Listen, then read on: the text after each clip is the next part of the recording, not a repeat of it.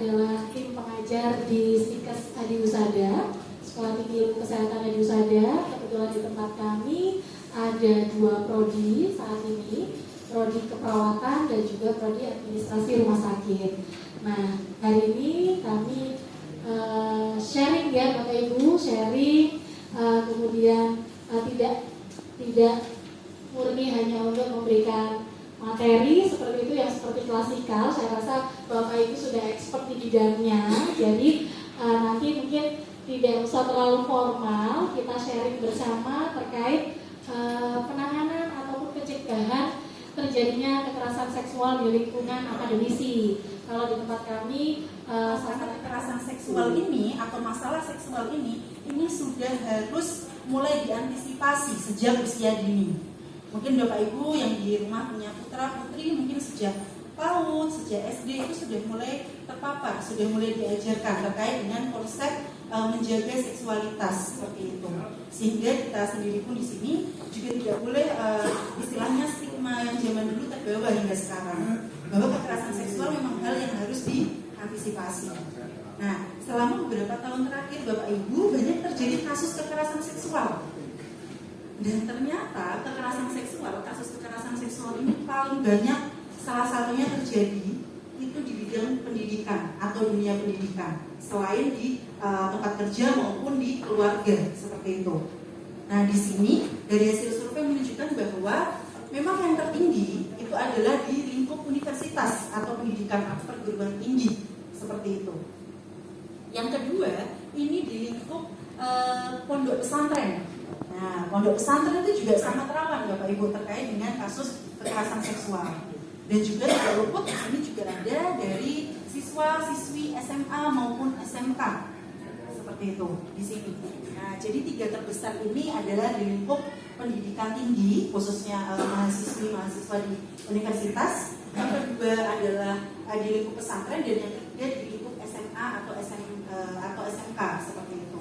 Ternyata di dunia pendidikan ini masih belum aman dari tindakan kekerasan seksual, bahwa kita memerlukan suatu pendekatan untuk menciptakan kondisi belajar dan budaya organisasi yang mendorong untuk sehat, sejahtera, sehingga kita bisa mencapai potensi optimalnya seperti itu.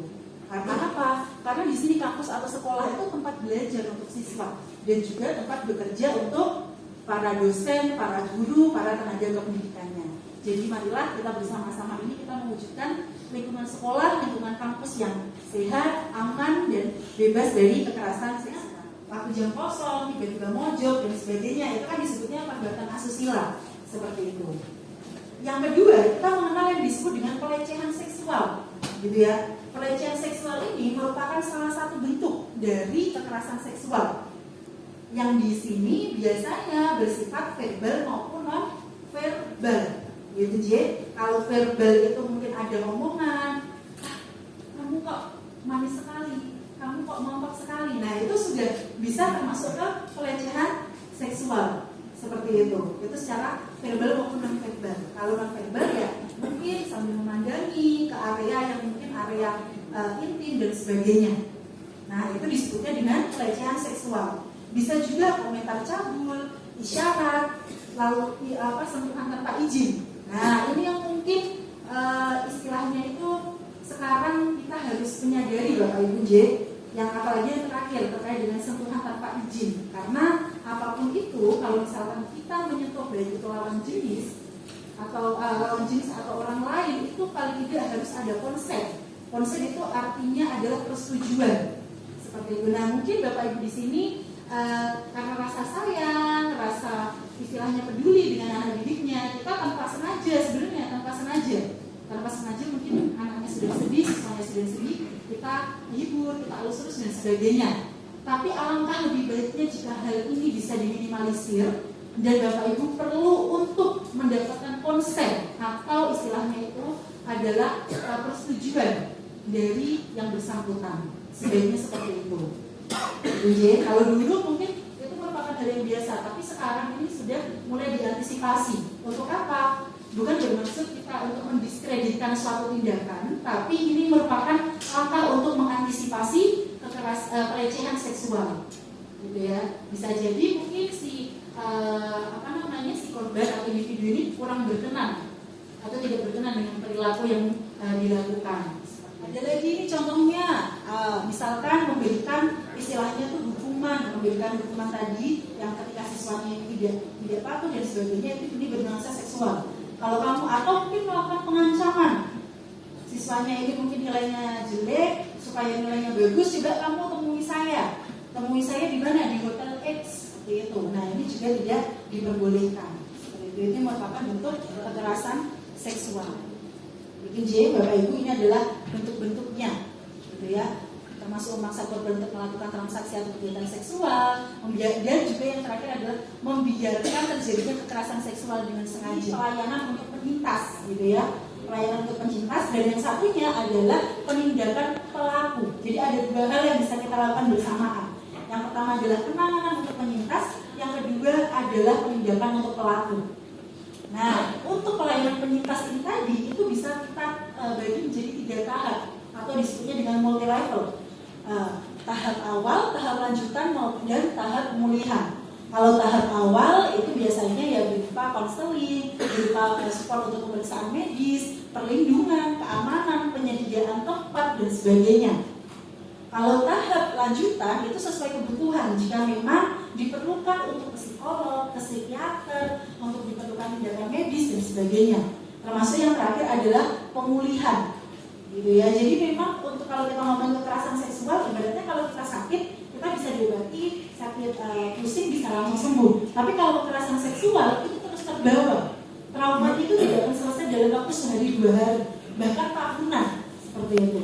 Jadi memang perlu tindakan pemulihan yang komprehensif, termasuk juga bimbingan rohani, lalu juga kita lakukan jaminan kelanjutan pendidikan. Karena apa? Seperti yang pernah saya sampaikan di awal, salah satu kenapa penyintas ini enggan untuk melaporkan, karena merasa malu, karena merasa akan mengganggu proses pendidikannya, karena merasa stigma, takut akan stigma yang ada dan sebagainya. Jadi memang sekolah atau kampus ini harus bisa memberikan jaminan kelanjutan pendidikan bahwa kamu ini tidak bersalah, kamu akan tetap bisa bersekolah seperti biasa. Nah, hal ini juga dilakukan bersamaan. Selain kita melakukan pelayanan, kita juga melakukan penindakan pelaku seperti itu, penindakan kepada pelaku, termasuk kita juga menyusun rekomendasi. Hal ini disebut dengan penanganan kekerasan seksual secara terpadu dengan dosen yang melakukan perbuatan tersebut. Jadi Tina merasa tidak nyaman di hadapan siswa yang lain. Guru tersebut sering menceritakan kondisi Tina di hadapan siswa-siswa yang lain. Nah, oh baik, saling menghormati. Baik, ada lagi satu jawaban klarifikasi yang saling menguatkan. Tidak ada jawaban salah, tidak ada jawaban benar ya. Karena memang semua itu kan punya persepsi. Tapi dari Satgas, himbauannya itu memang kita harus melakukan klarifikasi dulu. Dari manapun akan diterima. Nanti tinggal diteruskan proses berikutnya. Klarifikasi, investigasi, sampai dengan penetapan sanksi. Jelas semua ada ketetapan hukumnya. Dan peraturan undang-undang tadi sudah disampaikan oleh Bu Linta. Jadi acuannya tetap berdasarkan peraturan perundang-undangan, tetap ada hukum yang berlaku. Jadi memang aduan itu dari mana saja sifatnya boleh. Jadi dari rekan sejawat yang merasa itu tindakan asusila, maka harus wajib dilaporkan memang Bapak. Kalau memang dirasa itu masuk dalam perilaku kekerasan seksual. Seperti itu, J. Baik, saya lanjutkan untuk pertanyaan berikutnya, Pak Lupi. Ruang guru, terdapat siswa dan guru B dalam satu ruangan dan terlihat memegang tangan dan pundak. Apa yang dilakukan? Apa yang harus kita lakukan terhadap apa yang harus dilakukan guru A terhadap kondisi tersebut? Boleh. Bahkan tapi viral ya kayak gitu ya, direkam.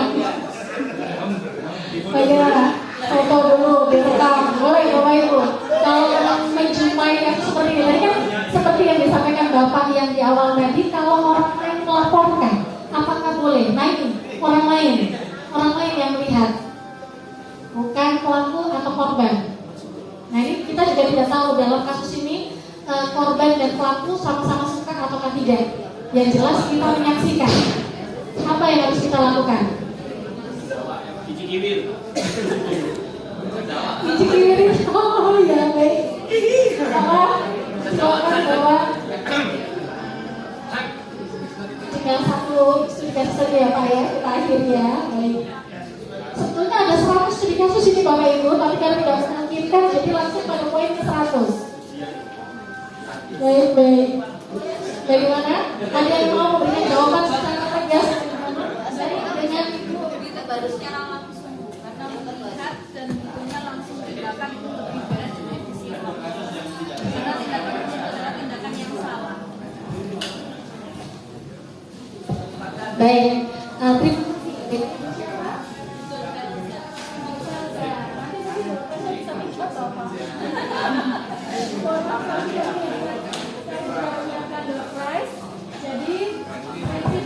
Halo, baik. Baik. Ditegur secara langsung karena termasuk tindakan yang tidak tepat.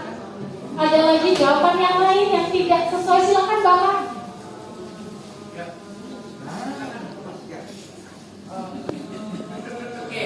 Bukan dapat yang nggak boleh. Menurut saya sudah melanggar kode etik. Jadi harus saya, kalau saya sendiri ya, pertama saya akan melakukan foto atau video yang Iya ya.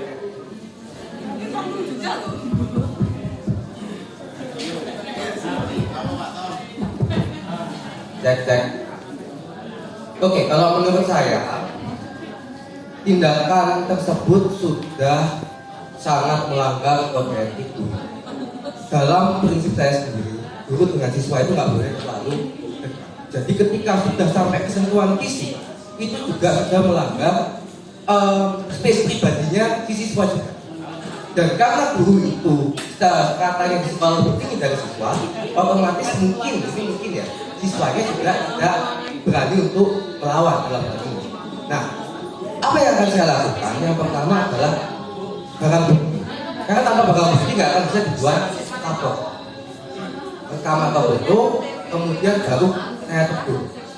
Nah, kalau memang perlu dibuat laporan mungkin ke Satgas, atau kalau sampai taraf yang sangat-sangat memalukan dan tidak mengenakan ya laporan polisi. Gitu. Terima kasih. Oke, baik, jawaban yang luar biasa semua ya dari Bapak Ibu guru sekalian di sini. Jelas kualitas siswanya luar biasa karena dibimbing Bapak Ibu sekalian ya. Baik, tepuk tangan untuk Bapak Ibu sekalian yang ada di sini. Jadi sebetulnya jawabannya itu sederhana ya. Tadi yang disampaikan oleh Ibu guru yang sebelah sini, Bapak guru yang sebelah sini, itu adalah rangkaian tahapan selanjutnya. Tapi langkah awal yang sederhana yang harus kita lakukan, karena tidak semua orang yang berjumpa dengan situasi seperti itu berani menegur langsung. Ya, ada kalanya biasanya malah cenderung abai, aku benar-benar nggak tahu lah daripada ikut-ikut kena. Ada yang seperti itu. Ada juga yang tadi yang tegas langsung menegur. Ada yang tadi kita foto-foto dulu, cari dokumentasi, barang bukti siapa tahu dibutuhkan, semuanya betul. Ya, tapi yang paling sederhana yang harus kita lakukan adalah segera ketuk pintu atau kaca yang bisa kita lihat untuk membuyarkan penampilan mereka. Sederhana itu saja. Jadi kita ketuk aja, tak, kita pergi. Pasti kan konsentrasinya buyar. Jadi akan ada rasa